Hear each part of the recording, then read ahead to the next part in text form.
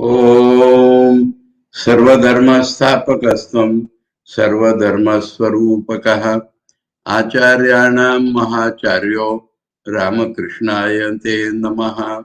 We are reading the second part of Sri Ramakrishna, the Great Master. The Sri Ramakrishna is the sadhana.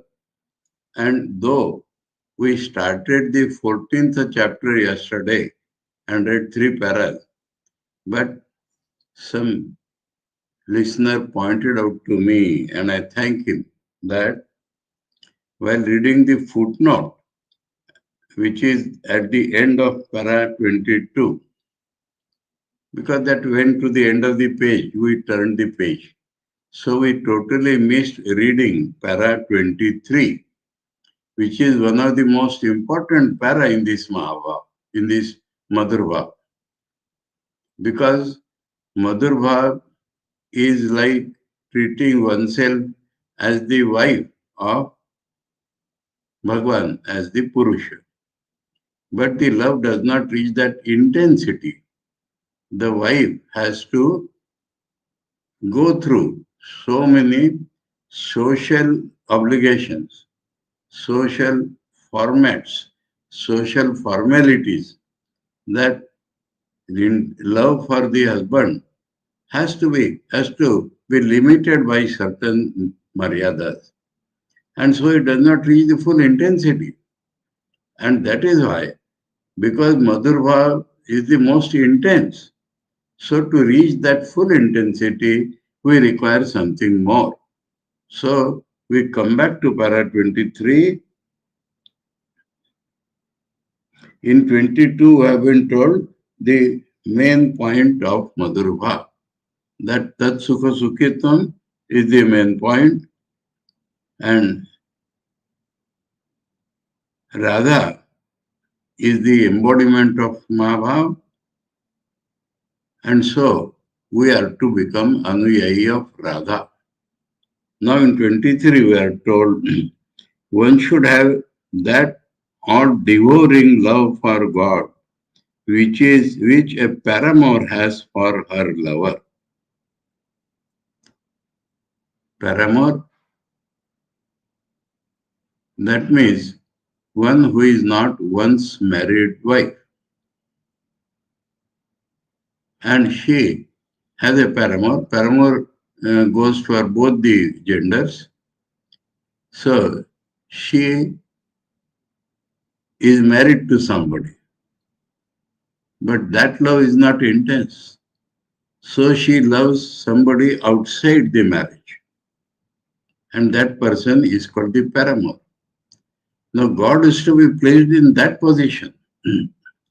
Then our love will be unbounded. It will not accept any limitations. That is why the Vaishnava teachers have told one should have that all-devouring love for God, which a paramour has for her lover. The love between a pair of lovers married according to the rules of society flows restrained by external conditions such as birth, family, virtuous conduct, fear of society, and public opinion. Such a pair live within the bounds of these rules and undergo sacrifices for each other's happiness, keeping in mind various things that should or should not be done. Desirous of properly observing the hard and fast social rules, the married woman does not hesitate on many occasions to check or limit her relation of love with her husband. But because she wants to follow society. But the loving behavior of a paramour is different. On account of the impulse of love, such a woman very often tramples down the bondage of those rules underfoot and does not hesitate to unite with her lover, even giving up all the rights granted to her by society. That is, sacrifice is big. Because as a married woman, she has so many rights also, along with her limitations. But she gives up those limitations, so she gives up those rights. The Vaishnava teachers have advised the aspirants to assume for themselves that all devouring, loving relation between God, towards God. Therefore, though Radha, the supreme lady of Vrindavan, is the married wife of Ayan Ghosh, she has been described as one who renounced her all for the love of Krishna. So, that is the reaches the intensest point.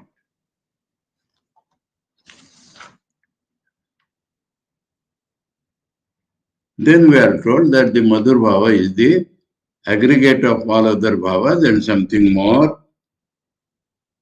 And then we proceeded by seeing how Chaitanya did good to humanity with the help of Madhur Bhava, how a Vedantin accepts the sadhana of the Madhur Bhava as conducive to an aspirant's well-being. The ultimate aim of practicing the Madhur Bhava is to attain the loving mood of Radha, who has Krishna as her paramour, not her husband. She has a husband. And then from there we entered chapter 14, the master sadhana of the Madhur Bhava, and we read the natural inclination of the master's mind since childhood was to merge in spiritual moods from time to time. But then when he started doing sadhana, what changes were brought in his mind during the sadhana? That he would take one mood, and unless he completes that mood, he would not go to another. And he would not like other moods at that time. And so, till he reaches the completion and goes to Advaita, he would not give up that mode. Because for us, that is what is to be followed. In his case, he quickly finished and went to other modes. We may not, but we have to follow one of the modes till we reach Advaita. The Madhur Bhava was not to the master's liking before the time of his sadhana, that mood. So Bhairavi sometimes took that mood. Thakur said, don't do that, change it. Then she changed. Then she became Yashoda. And so now he is ready for Madhur Bhav because he has already practiced Vatsalya Bhav. That we come to para 4. No sadhana of the master was unscriptural, what it proves. So the sadhana is done by his own yearning. Then later on, under Bhairavi's guidance. Later on, again by himself.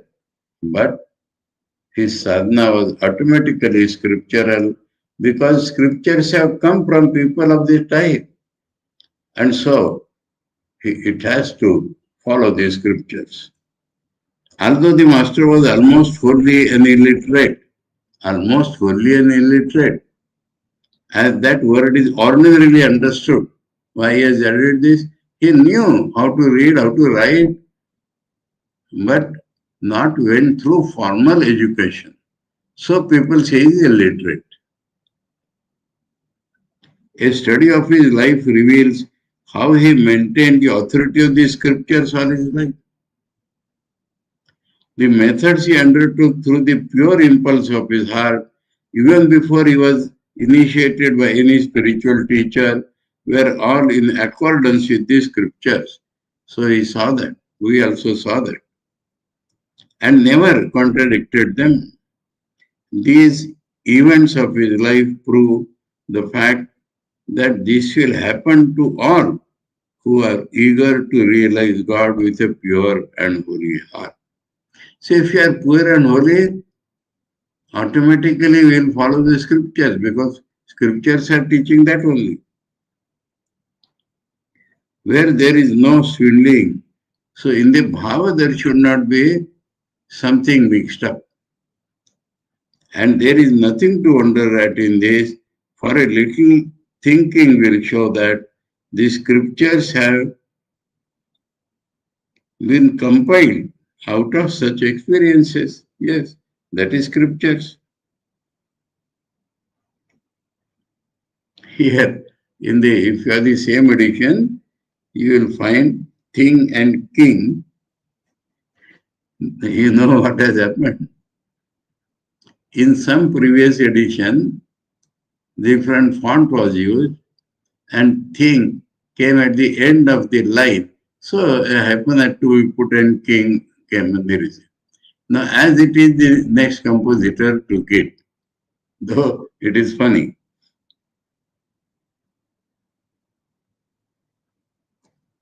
Will show that the scriptures have been compiled out of such experiences. The books that are called the Shastras are nothing but the records of the experiences of hearts like that of the master. Records, and sometimes they are communicating it to others. The results of their efforts for the realization of truth. Therefore, the truth of the Shastras has been clearly proved by the extraordinary life. So, truth of the Shastras has been proved, validated, because without following the Shastras, he has got the same result. And is following, without knowing, is following the Shastras and getting the same results. By the extraordinary life, inasmuch as the experiences recorded in them have been realized by the unlettered master exactly as they are depicted. Swami Vivekananda pointed this out and said, the reason of the master's incarnation this time as an unlettered person is to prove the states and experiences recorded in the Shastras to be true. That he has said in the essay Hinduism and Ramakrishna. Examples of the natural bent of the master's mind to follow the scriptures. Even unknowingly, the assumption of different names and robes at the time of sadhana. So, Taittiriya Upanishad says, Tapaso vapi alingat. If we are following a path, we should also have the external signs of that path. Then that adoption of that path is complete. And this, it has talked about sannyasa. But Thakur followed it with every sadhana, automatically, by the instincts of his mind, which was very pure. As examples of the masters maintaining instinctively the authority of the scriptures, we may mention here the different dresses that he put on one after another under the impulse of different moods. Not at the same time. The seers have said through the Upanishads that one cannot attain perfection by tapas only without putting on external emblems. It is seen in the life of the master also that impelled by his own heart, he put on the dress and other external emblems favorable to the practices of whatever spiritual mood he undertook at any time. For instance, he wore red cloth, ashes, vermilion, and rudraksha beads in order to attain success in practicing the filial mood towards God. That means God is my mother. That Tantra sadhana, he used red cloth, rudraksha, sindur, ashes. At the time of his practices, according to the devotional mood spoken of in the Vaishnava books, he donned the well-known traditional bhek. Bhek means the dress and other apparel of the Vaishnavas. That is called bhek. He adopted that and adorned his body with white cloth, white sandal paste, garlands of beads made of the holy basil, tulsi mala, etc. Desiring to realize the non-dual mood taught by the Vedanta, he put on ochre dress and gave up his sacred thread and the tuft of hair on the crown of his head, and so on. Again, just as he assumed various male forms of the dress at the time of practicing the male moods, so he did not hesitate to adorn himself with the female forms of dress and ornaments while practicing the female modes. Females usually have ornaments. So he took a female dress and ornaments. The master taught us many a time that one could not realize God till one gave up the 8 ties of shame, hatred, fear, and the egoism due to birth, family, good conduct, etc., which accompanied one from life to life. How far he himself followed that teaching in body and mind and speech all his life can clearly be understood by a careful study of all his actions, including the wearing of dress, ornaments, etc. at the time of sadhana. He did not think what people will think. I am a male person, I am putting female dress and they will criticize me. All that is thrown outside. If he has to do a sadhana, he fully goes into that sadhana, including the externals. Engaged in the practices of the Madhur Bhava, the master put on female dress. So, because he is describing Madhur Bhava, he has brought us to this point through Thakur's following the scriptures in every matter. Engaged in the practice of the Madhur Bhava, practices, the master became anxious to use clothes and ornaments proper to a woman. Knowing that desire of his, the great Leela Mathur was there, and he never hesitated in supplying what Thakur did because he was fully conscious that Thakur is doing right thing. Knowing that desire of his, the greatly devout Mathur had the pleasure of adorning him now with a precious sari, now with a skirt, a gauze scarf, and a bodice.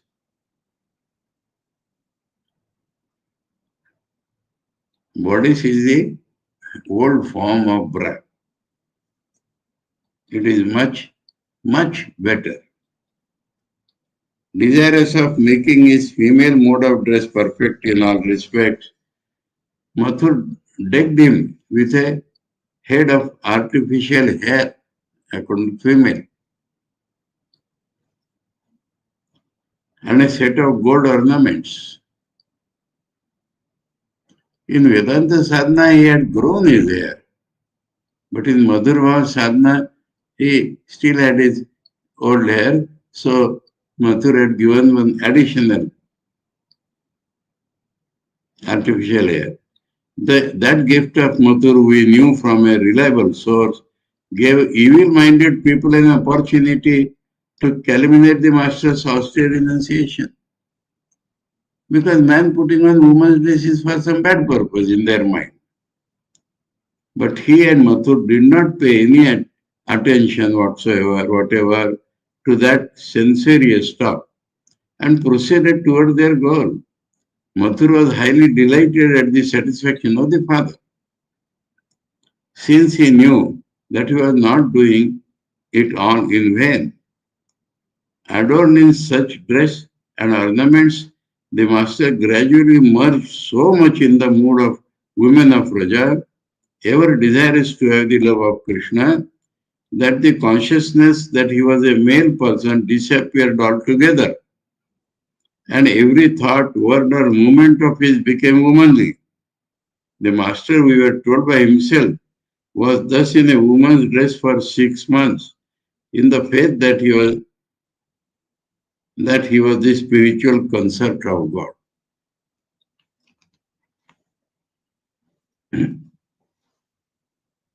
All the actions of the master became womanly when he was in that attire.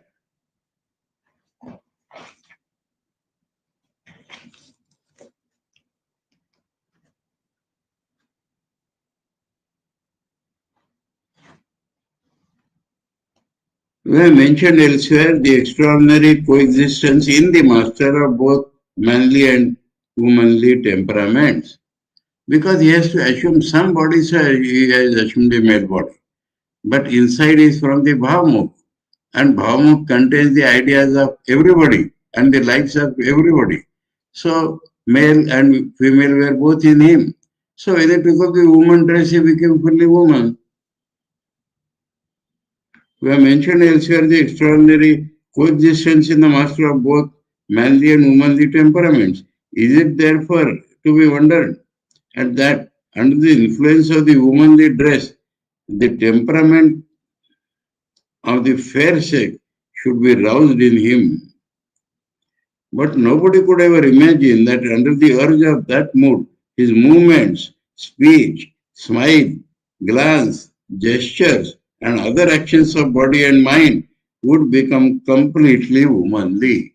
So we knew this, but complete thing we never imagined. But that all, but that all this did take place, however impossible it may appear, was borne out both by Hridaya and the master himself. When frequenting Dakshineshwar, we saw him mimicking sometimes women's manners. These mimicries used to be so highly natural and perfect that even ladies were astonished to see them. So whatever Hridaya has told them, Master has told them, and whatever they have seen, he is quoting to prove his point. The Master's behavior as a woman friend of the ladies of Mathur's family. So behavior with the ladies of Mathur's family was just like a woman companion.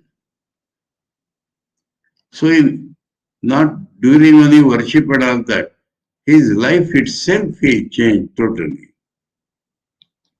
At that time, the master sometimes went to the Jan Bazar house of Rani Rasmani and lived there in association with the ladies in the inner apartment.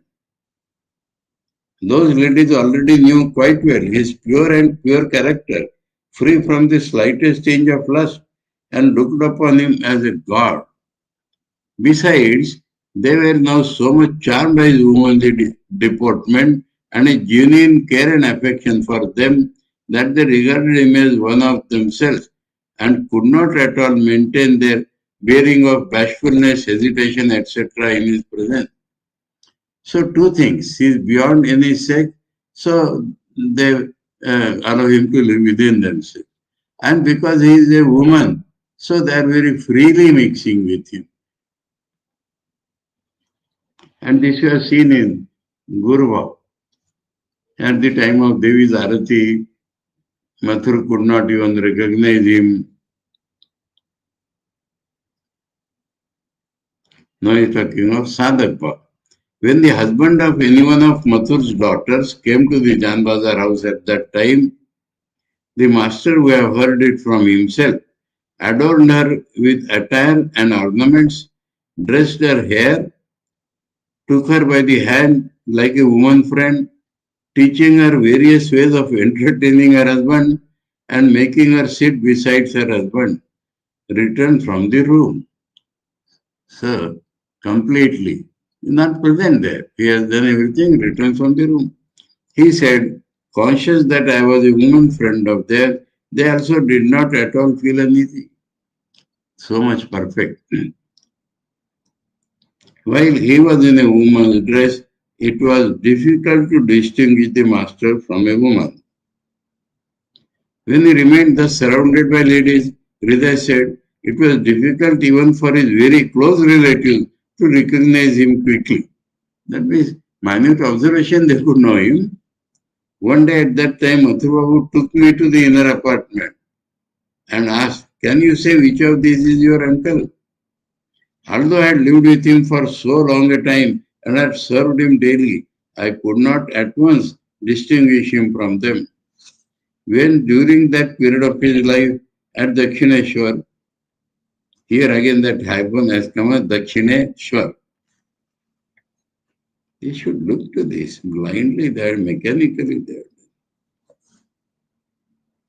Uncle used to pluck and collect flowers in the garden early in the morning every day with a flower basket in his hand.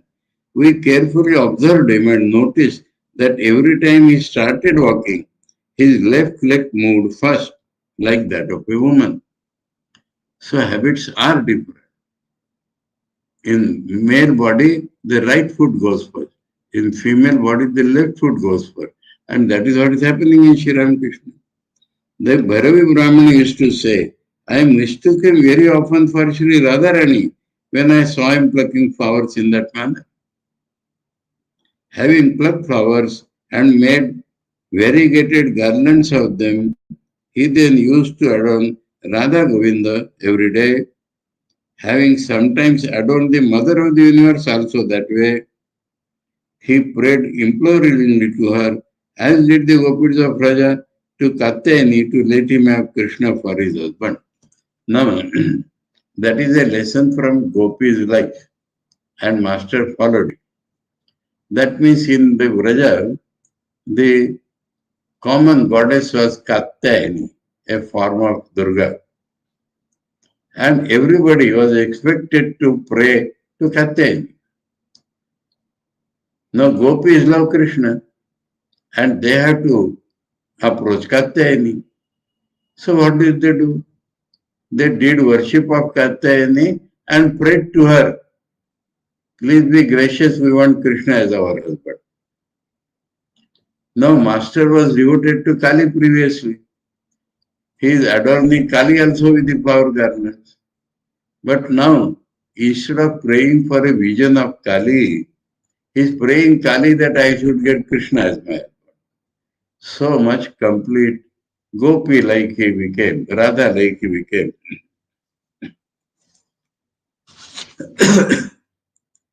The master's actions and his physical changes during his sadhana of the Madhurva. So, not only action but the body itself changed because mind makes the body. Desirous of having the vision of Krishna and of getting him as a spiritual husband because otherwise paramour. The master now performed the service and worship of the Divine Mother. He then engaged himself in the service of the holy feet of Krishna with an undivided mind. So, Mother also for that.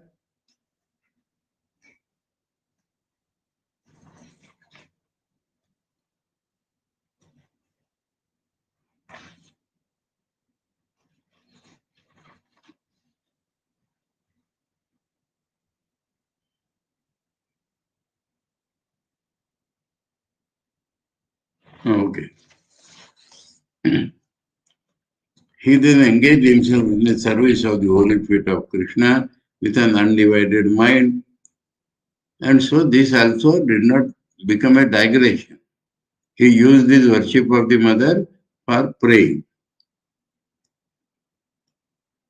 and spent his days in eager prayer and longing. That eager prayer in his heart never ceased at any time, neither during the day nor during the night. That is bhava. Bhava is always a permanent thing. Days and months passed, but despair or lack of faith never came to remove him an inch from that longing. He is not getting, so despair or lack of faith, but never disturbed his longing. That prayer became gradually converted into copious weeping, and that longing into restlessness. That longing became restlessness and anxious pining away for the beloved, and a sort of madness. That is all what can happen to a woman for her paramour, making him give up food, sleep, etc. So this is what happened. In Mira's song we get some trace, Divasana Bhuka Ninda Nahi Rehna. And how shall we describe the pangs of separation? That unbounded yearning for the complete union for all times without a break with one's darling of the heart. Now, cruelly obstructed by manifold barriers. So in the lover and beloved, there are many barriers, but the lover and beloved go ahead. Yearning that churns one's heart blood, plays havoc with one's mind, and devastates one's body and sense organ. So reaching the ultimate. How shall we describe that pangs produced by such a yearning? Why? They did not cease by simply manifesting themselves as agonizing mental modes, but also brought about again that unbearable burning pain. So that burning of the skin or the body came back to him, though it was cured previously, because of the pang of separation felt in Madhurva. Intense burning pain and intense heat, which he had felt all over his body during the early stages of sadhana.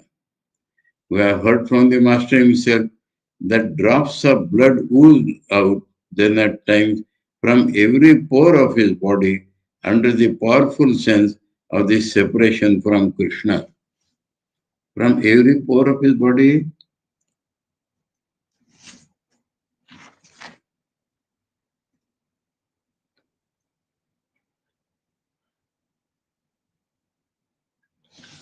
this does not seem to be exact.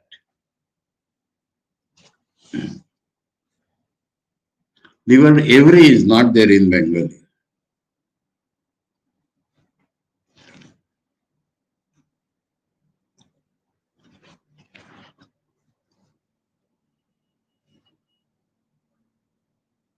Then drops of blood oozed out then at times from pores of his body, we can say, pores of his body, not every pore. We understand as the ladies have menses, so from that part of the body the blood is coming.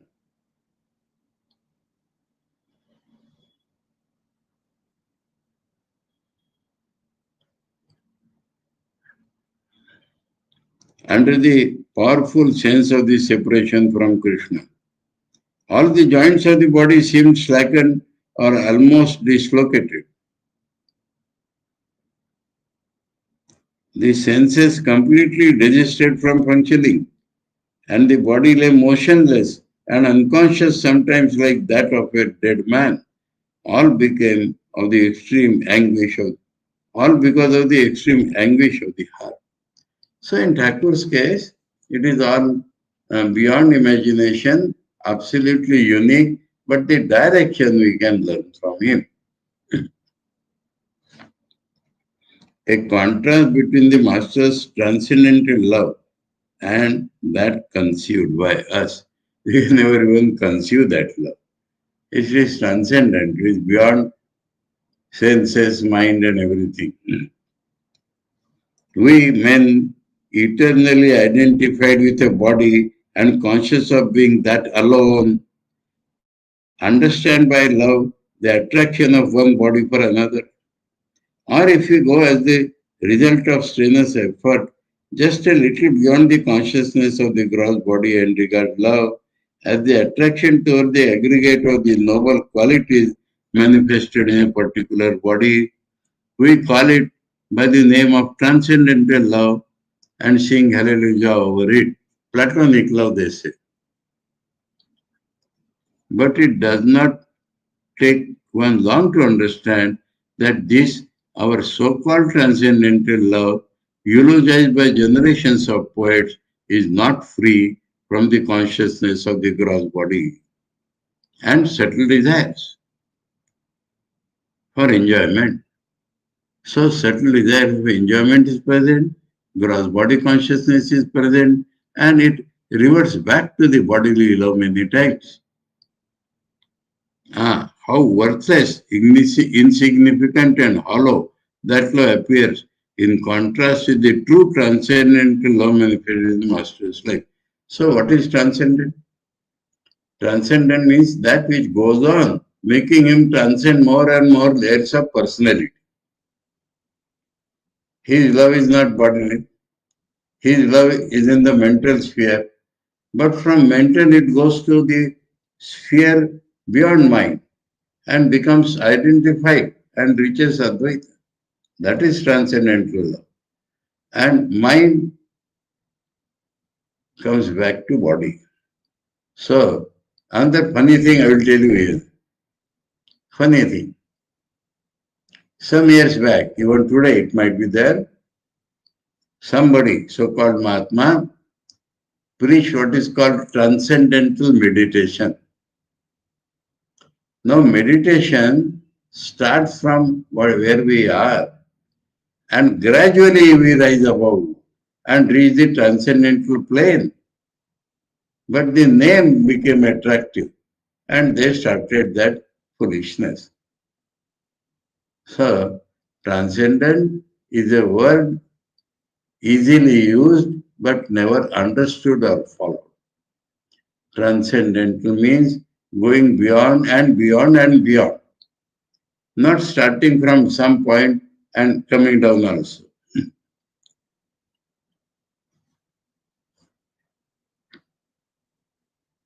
So, in contrast with the true transcendental love manifested in the Master's life, what the devotional scriptures say about Srimati's transcendental love. So that is one example. Srimati Radharani alone, the devotional scriptures say, realized the ultimate limit of the aforesaid transcendental love in her life and left his perfect ideal to the world. So as an ideal which is above the practical, we have to follow that. Nowhere in the whole range of devotional scriptures is to be found a peer for her,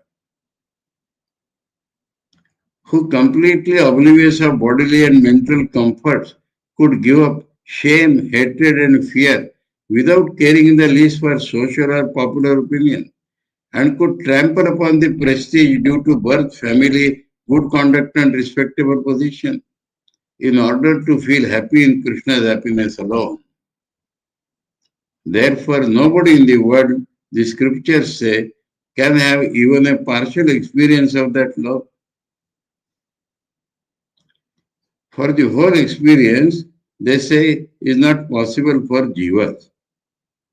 So even partial is very difficult and have the vision of Krishna, but by the grace of Radha.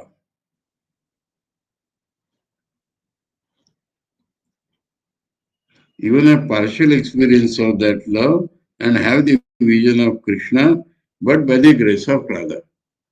So we have to follow Radha.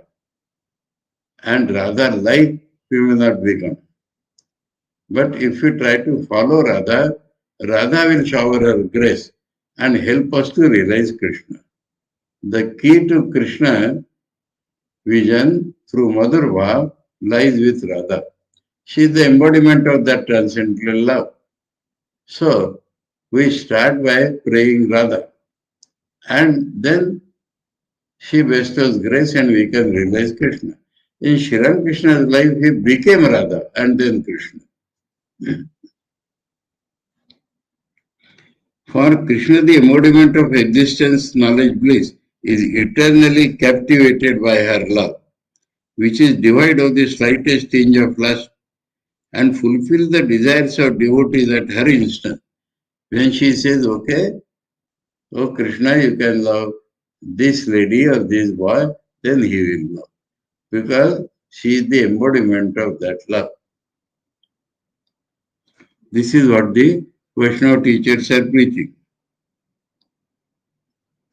The implication of the devotional scriptures referred to above is thus clearly brought out that until one realizes the kind of love experienced by Srimati, the embodiment of transcendental love, one cannot have God as husband and feel the perfect sweetness of love.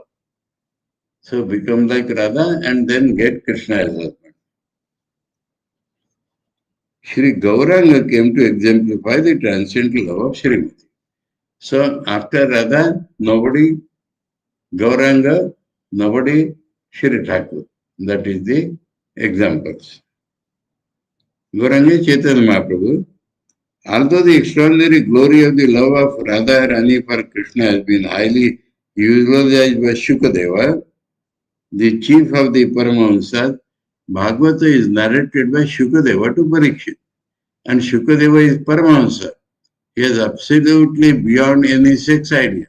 And he has described that love and other self-controlled sages. Shukadeva like sage if you are describing that. Who are supreme as the very embodiment, so to say, of freedom from Maya. That is called Paramahansa. The generality of the people of India did not know for a very long time. That means Bhagavata is there long back. But people in general could not follow that. They did not think that it can happen again. Very long time. How to realize it in life? In order to make people understand how to realize it, the Divine Lord, the Vaishnava teachers say, had to incarnate himself with Srimati in one and the same body and receptacle as Krishna inside and Radha outside. That is what is Chaitanya.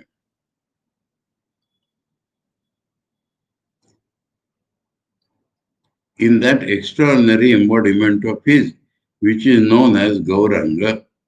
Thus, Gauranga came on earth to do good to humanity by teaching the extramarital relation of love in the spiritual domain.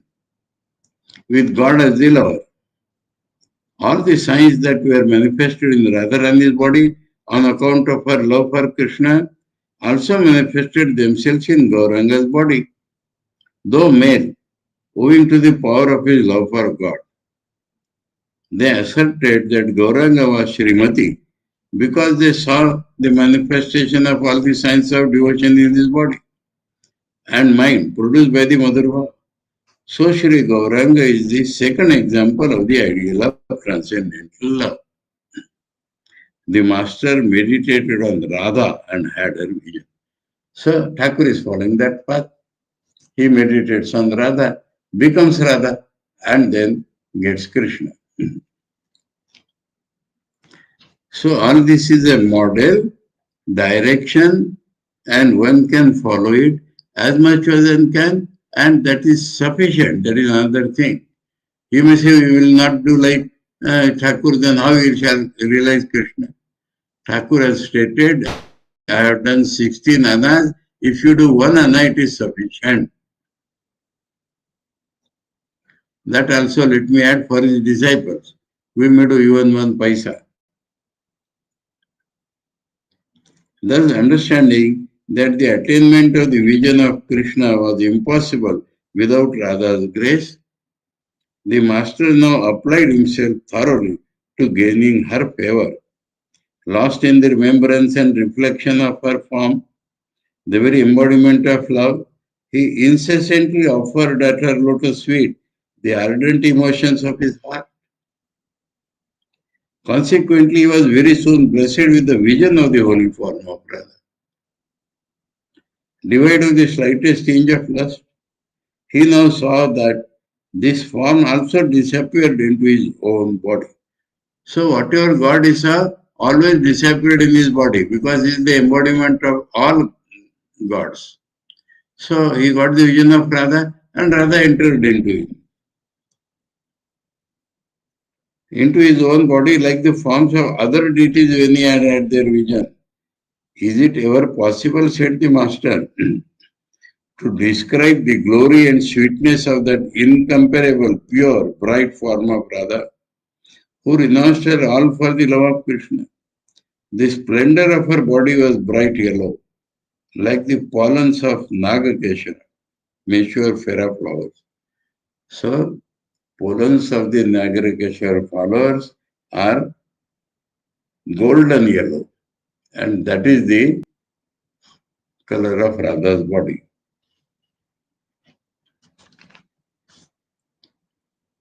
The master felt that he was Srimati, the reason there. So he became that. Radha entered into him, so his personality became that of Radha. From now on, the master began to realize himself as Srimati in ecstasy. Ordinarily, he is worshipper, and in ecstasy, he is Radha. He completely lost the consciousness of his separate existence on account of his profound contemplation of the holy form and character of Radha, and through his ceaseless feeling of identification with her. Therefore, it can certainly be said that his love for God, born of his mother Bhava, developed into and became as profound as Radha. For in reality, all the signs of the Mahabhava which is the ultimate state of Madhur Bhava,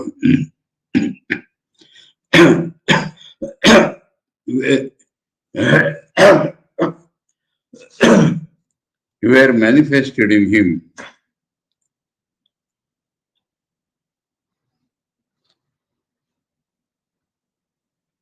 After his realization of the above mentioned vision, even as they were in Radha and Gauranga. The descriptions of the physical signs manifested during the Mahabhava are recorded in the books by the revered Vaishnava teachers. The Bhairavi Brahmani and later Vaishnava Charan and other sadhakas well versed in the Vaishnava scriptures were astonished to see the manifestation and the impulse of the Madhur Bhava of those signs in the holy person of the Master and offered him their heartfelt worship and reverence. Speaking of the Mahabhava, the Master told us on many occasions, it is written in the devotional scriptures that 19 kinds of emotions manifested in one receptacle are together called the Mahabhava. In the previous chapter, it was only mentioned, but here in the footnote, he has given the full.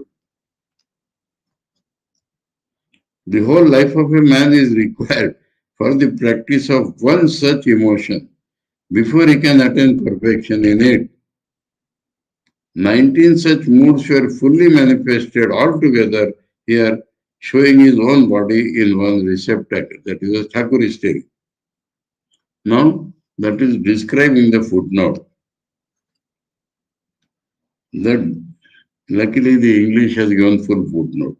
The divisions of the Ragatmika Bhakti, Bhakti out of love, according to the Vaishnava teachers like Jiva Goswami are given below.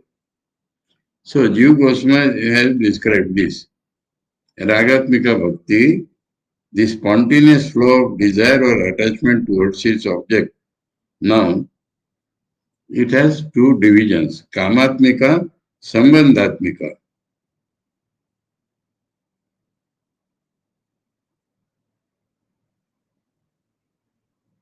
Kamatmika means like Radha to Krishna, fully desirous of uniting with Krishna. And Sambandhatmika means the other relations, like Shanta, Dasya, Sakhya, Vatsalya. And Kamatmika is the mother word. Now, we must go from the right side here to understand. Sambandhatmika, consisting of a sense of relation to Krishna, can be divided as Shanta Bhav. In Shanta Bhav, there is love, Sneha. Sneha of the Shanta Bhav. Dasya Bhav, Sneha is always there. Man, Man means even the servant sometimes sulks. Why master is not looking at me? Man of Dasya Bhav. Pranaya. Pranaya is a loving relation. And Raga. Raga is the love. So this is present in the Dasya, of Dasya type. Sneha, Mana, Pranaya and Raga of the Dasya type. Now in Sakha, one more thing is added. Sneha, Mana, Pranaya, Raga and Anuraga.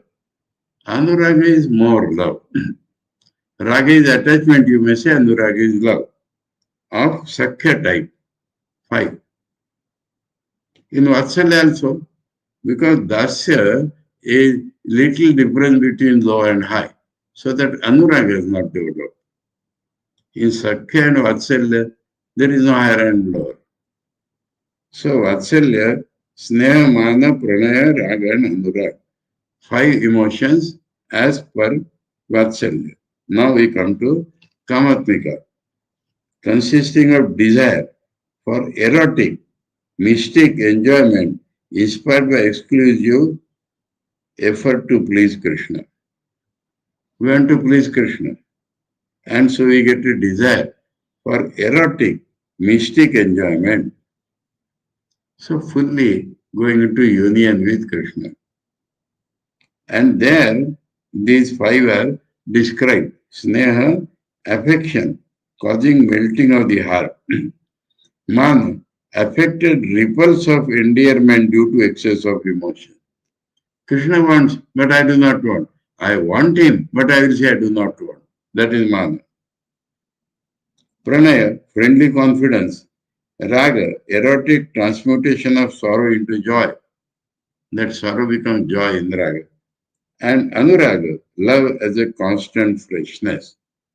So these are the technical definitions. We tried our own definitions because we read from this side. Now, in the last column, the fully Vaishnava meaning is described. Now there are 19. 5 in the first three, 4. So this Shanta is not taken into consideration. Then they become 19. 15 and 4. That is 19. So Shanta is not included because it is not that strong. Now all these 19, that means Raga Pranaya of that type, of that type, of that type, were all presented and together they are called Mahabharata. And all this was present in Sri Ramakrishna. So, other than Radharani and Chaitanya, it has not been found anywhere else. We have to try and approximate. Extraordinary changes came on the master's body when he was in the mood of a woman. We have mentioned before that blood, now that has come, the blood oozed out from every pore of the master's body on account of the extreme anguish arising from the sense of separation from Krishna. It happened at that time in the ultimate stage of the Mahabharata. So we have mentioned that, but that actually happened during ultimate stage of Mahabharata. He became so much absorbed in the constant thought of himself as a woman that he could not look upon himself as one of the other sex even in a dream. His body and senses functioned naturally like those of a woman. So here also, every should be removed, pores of his body, the corresponding pores of his body between the two thighs.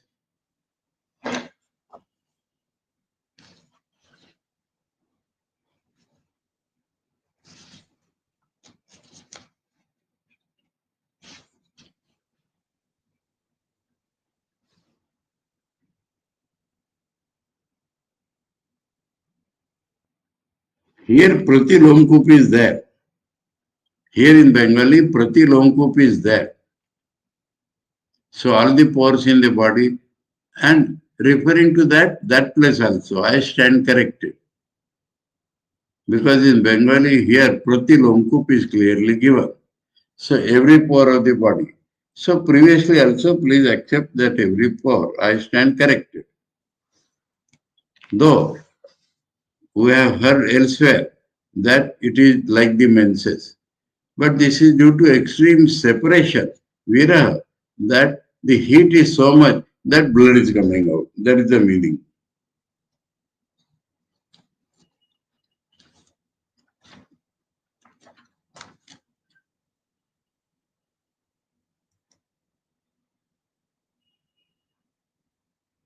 His body and senses function naturally like those of human.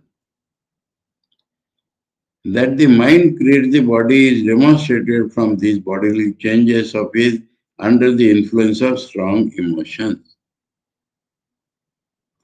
The Vedanta teaches that the mind of man has created the body, his body in the present form, and is reforming it every moment of his life by decomposing and recomposing it with the help of intense desires. Though we are told of such a mastery of the mind over the body, we do not really comprehend or form an idea of it. The body format the birth that follows. When a very strong emotion comes, the body will change. We have not seen that. Very rarely we see that. And in Thakur's life, body is nothing but the expression of the mind, so it fully changes. Though we are told of such a mastery of the mind over the body, we do not really comprehend or form an idea of it. This is because there is no object for the attainment of which we experience that kind of intense desire. Even in the world, the desires are of not that type where we so intense. Under the influence of which the mind turns away from all other objects and concentrates itself on a particular one and thereby manifests extraordinary powers. Powers of change in the body. The aforesaid teaching of the Vedanta, it is needless to add, is clearly proved by the fact that the master's body was so much changed in a short time on account of his intense desire to experience one particular object. Hearing the spiritual experiences of the master and desiring to compare them with those of the perfected seers of past ages, Padmalochan and other eminent Pandits said to the master, "Your experiences have gone far beyond those recorded in the Vedas and Puranas." Here the Vedanta is not mentioned, Puranas are mentioned. But in other place we know and we have defined it in a different way. But here Puranas cannot describe that. Vedas cannot describe that. Thakur has gone beyond.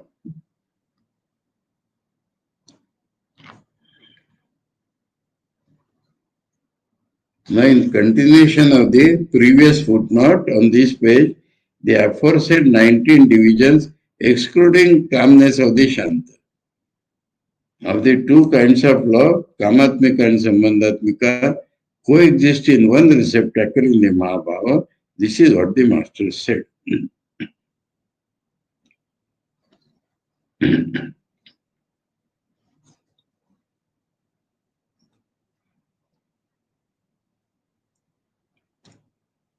The translator mentions that the English translation, some other scholar, Professor S.K. Day, has helped because they are the technical terms. One is amazed to study the physical changes of the master under the influence of his strong emotions and has to remark that his bodily changes have gone beyond the fact so far discovered by physiology and indicate the beginning of a wonderful revolution in it. So physiology has to be changed, that mental moods can change the body. The master had the vision of Sri Krishna. So the final result has to come. As the master's practicing love of God as husband was now purified and intensified, he experienced in the above mentioned way the grace of Radharani, the Supreme Lady of Raja, and was finally blessed shortly after with the holy vision of Krishna, the embodiment of pure existence, knowledge, bliss. This form of the vision also united with his holy person. So Krishna also entered with him, like all the other forms seen before. Totapuri, the Paramahansa, came 2 or 3 months after the master had had that vision and engaged him in the discipline of the non-dual spiritual mood, well known in the Vedanta. So that is a beginning of the next chapter.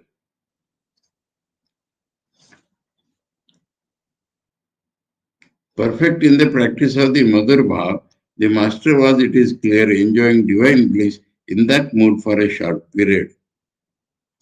This last para we will read tomorrow in conjunction with the next chapter.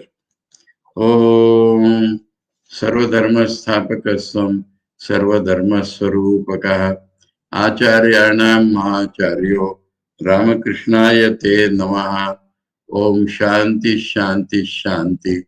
Hari Om Tat Sat. Sri Ramakrishna Arpanamastu.